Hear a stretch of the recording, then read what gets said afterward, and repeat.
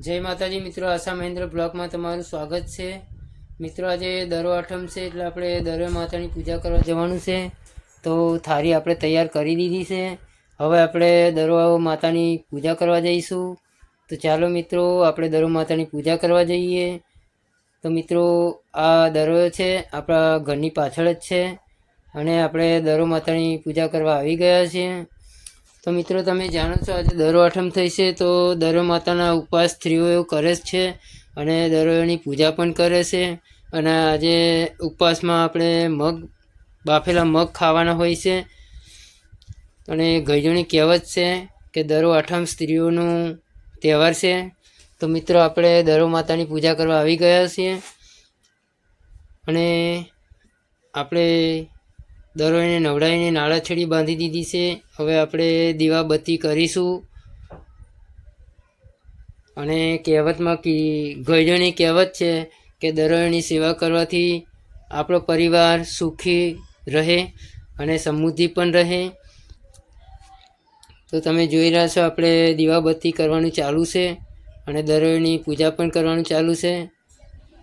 તો મિત્રો આપણે દરોને જમાડી લઈશું, પછી એમને પાણી પીવડાવીશું અને નાના બાળકોને પ્રસાદ પણ આપીશું। અને મિત્રો આજે પ્રસાદમાં આપણે સોજીનો લોટ એની સુખડી બનાવી છે અને બાજરીના લોટનો કુલર બનાવ્યો છે અને ઘરે મગ બાફ્યા છે। તો ઉપવાસ માટે આપણે મગ ખાવાના છે ઉપવાસમાં। તો મિત્રો અમારો વિડીયો તમને કેવો લાગ્યો એ કહેજો। ગમ્યો હોય તો લાઈક કરજો, શેર કરજો અને સબસ્ક્રાઈબ કરજો, કેમ કે અવનવા વિડીયો જોવા માટે આશા મહેન્દ્ર બ્લોગને સપોર્ટ પણ કરતા રહેજો। તો મિત્રો આપણે દરો આઠમની દરો માતાની પૂજા થઈ ગઈ છે અને હવે આપણે નાના બાળકોને પ્રસાદી આપી દઈશું। તો તમે જોઈ રહ્યા છો નાના બાળકોને આપણે પ્રસાદી આપીએ છીએ અને નાના બાળકો ખાઈ પણ રહ્યા છે। તો હવે આપણે ઘરે જવા નીકળવાના છીએ। દરો માતાની પૂજા થઈ ગઈ ને હવે આપણે આપણા ઘરે પાછા જઈએ। ચાલો તો મિત્રો આપણે દરો માતાની પૂજા પણ થઈ ગઈ અને વિધિ પૂરી થઈ ગઈ।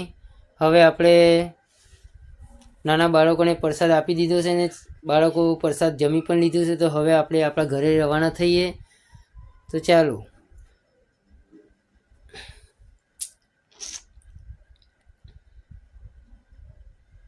તો મિત્રો તમે જોઈ રહ્યા છો આપણે માતાજીની સેવા કરીને આપણા ઘરે પાછા આવી રહ્યા છીએ।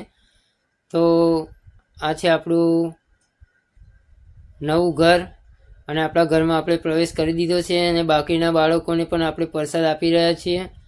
તો અમારો વિડીયો ગમ્યો હોય તો લાઈક કરજો, શેર કરજો અને સબસ્ક્રાઈબ કરજો અને વધેલો પ્રસાદ હવે અમે પણ ખાઈશું। અને જય માતાજી, જય દ્વારકાધીશ। બધા મિત્રોને આશા મહેન્દ્ર બ્લોગ તરફથી જય શ્રી રામ, જય દરો આઠમની હાર્દિક શુભકામનાઓ। જય માતાજી।